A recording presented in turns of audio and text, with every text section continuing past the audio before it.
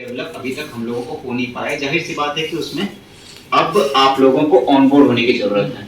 आप लोग उन चीजों को जानिए, उनका फायदा उठाइए और समझिए कैसे आप लोग इन्वॉल्व होके इस जिला के लिए आप लोग कितना ज्यादा उसमें योगदान दे सकते हैं। उस बात पे हम लोग अभी चर्चा करेंगे। आप लोगों को उन चीजों के बारे में बताया जाएगा कि क्या क्या हम लोगों के किन क्षेत्रों में हम लोग स्पेशल अटेंशन दे रहे हैं और कहाँ कहाँ आप लोगों को जमीन अवेलेबिलिटी उसके बारे में चाहिए, ट्रांसपोर्टेशन चाहिए, या बोलेंगे कि मेरा सामान आप बेचिए।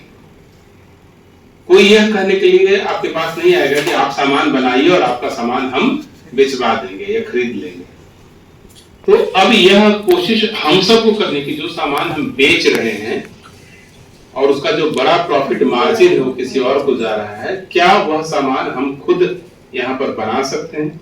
और जो बना सकते हैं तो क्या मदद सरकार कर सकती है, कौन कौन से इनिशिएटिव्स आप स्वयं ले सकते हैं, और बाकी जो फाइनेंशियल इंस्टीट्यूट्स है या प्रशासन है उनसे और क्या क्या मदद की दरकार होगी। इन सब पर खुली चर्चा के लिए हम लोगों ने यह सत्र आयोजित किया है। और हम चाहते हैं, मतलब बहुत दिल से चाहते हैं कि यहीं के लोग, हम क्यों आंध्र प्रदेश के पूंजी को मंगवाए मधुबनी में, जबकि पूरे देश में सबसे ज्यादा बैंक डिपॉजिट्स यदि कहीं है तो बिहार में है। तो हमारा ही पैसा हमारे यहाँ से निकल करके बाहर चला जाता है, तो हम क्यों बैंक में जमा करें? हम लोग की आदत है कि सुरक्षित भविष्य के लिए पैसा बैंक में जमा करो, नहीं, सुरक्षित भविष्य के लिए पैसा को कारोबार में लगाइए। बैंक से 6% इंटरेस्ट मिलता है, तो कारोबार से रिटर्न में 12 से 14, 15, 18% तक होता है। तो फिर हम अपने पैसे को या आसपास के लोगों के पैसे को का उपयोग करके हम अपना मैन्युफैक्चरिंग यूनिट प्रारंभ करें। सरकार की ओर से हमारी कोशिश यही है कि आप सब अपनी ओर से छोटी पहल, बड़ी पहल, जैसी पहल संभव हो वह लें। और इसीलिए आज के इस स्पेसिफिक सत्र में हम लोग बताएंगे कि किस तरह से सरकारी क्षेत्रों में आपके उद्योग खोलने के लिए जमीन उपलब्ध है, कहां-कहां ready to move industrial shed available है। हमने बियाडा के लैंड रेट में 20% से 80% की कमी की है, 20 से 80% की कमी की है। तो अब जो वो लैंड है वो काफी अफोर्डेबल प्राइस पर अवेलेबल है। तो आप अपनी पूंजी जो है सीधे मैन्युफैक्चरिंग प्लांट में लगा सकते हैं, बाकी चीजें हम फैसिलिटेट कर रहे हैं। तो इस पावर पॉइंट के माध्यम से आपको बहुत जानकारी दी जाएगी। दे रहे हैं उसमें कुछ मुख्य चीजों को हम बता रहे हैं, जैसे कि उद्योग लगाने के लिए सबसे पहले जमीन की जरूरत होती है, या हम लोग एक नया कंसेप्ट प्लग एंड प्ले भी लेकर आए हैं, तो उसके लिए कैसे आवेदन दें, कहाँ कहाँ जमीन उपलब्ध है, इन सब चीजों के बारे में जानकारी देंगे। उसके बाद क्या क्या इंसेंटिव्स, क्या क्या वित्तीय प्रोत्साहन उद्योग विभाग आप लोगों को दे रहा है, उसके लिए कैसे अप्लाई करना है, वो कैसे ट्रांसफर होगा, ये सारी चीजें। और कुछ लास्ट में हम आप लोगों को रिसेंट अभी तत्काल में क्या क्या नए डेवलपमेंट किए गए हैं उसका एक्चुअल फोटोग्राफ्स वगैरह भी दिखाएंगे। तो पूरा का पूरा आपके ये जो निवेश का जो चक्र होता है उसकी पूरी जानकारी विभाग की तरफ से कैसे दी जाती है वो हम आप लोगों को बता रहे हैं। तो सबसे पहले बियाडा के बारे में, ज्यादातर लोगों को तो बियाडा के बारे में वैसे पता है, फिर भी कुछ लोग हैं जो दूसरी तरह का कारोबार बिजनेस कर रहे हैं जिनका कभी अभी तक उद्योग विभाग के साथ मिलना जुलना नहीं हुआ है। तो बियाडा हमारी है जो इंडस्ट्रियल इंफ्रास्ट्रक्चर, लैंड वगैरह इन सब से डील करती है। जमीन चाहिए तो टोटल बिहार में 9 क्लस्टर ऑफिसेज हैं। जैसे बियाडा हेड ऑफिस जो गांधी मैदान में है, उसके साथ साथ 9 अलग से क्लस्टर ऑफिस हैं और टोटल 75 इंडस्ट्रियल एरिया हैं जिनकी लिस्ट यहाँ पे दी गई है। पटना में, दरभंगा में 8 है जैसे आपको दिख रहा है। अब ये जो बियाडा का पूरा ऑफिस है, इन सब में आप भूमि आवंटन के लिए अप्लाई कर सकते हैं। ठीक है, अब ये सबसे पहला ये मधुबनी जिले में, अभी अगर आप जहां से हो वहां पे कितना प्लॉट्स अवेलेबल लैंड अभी बिहार के बियाडा के पास है, तो आप देख सकते हैं झंझारपुर में 3.74 एकड़ जमीन उपलब्ध है जिसकी कीमत है 82 लाख प्रति एकड़ में।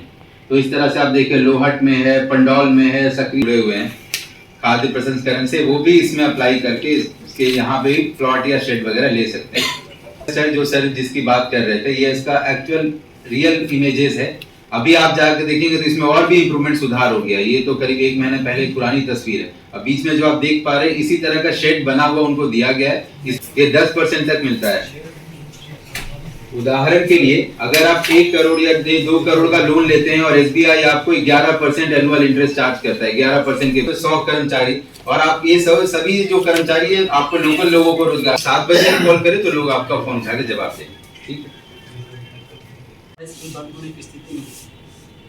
सर सरकार सर बाहर से, बिहार सरकार बाहर से अरबा राइस मिल, अरबा चावल खरीद के बीडीएस के माध्यम से, जन वितरण प्रणाली के माध्यम से आम जनता को खिलाता है।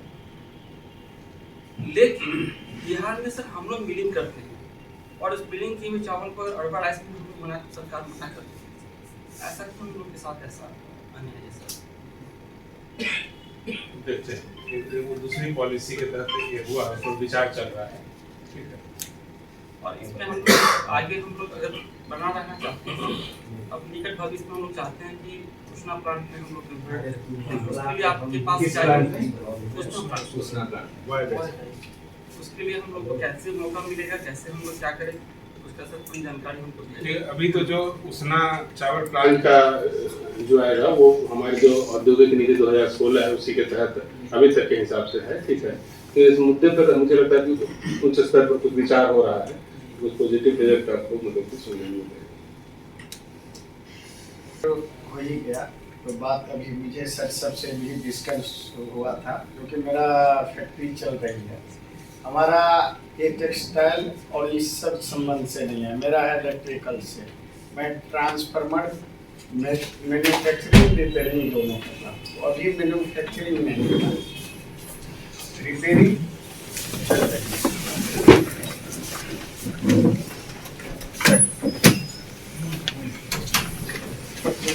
जो आ रही है, जैसे जमीन अभी अपना लिखते हैं, उसमें समस्या सबसे पहले बियाडा का हुआ था, जो जमीन नहीं मुझे मिल रहा है, ये सर सब निकाल दिए, जो आपको इसे यहाँ आना है ये चीज़ है।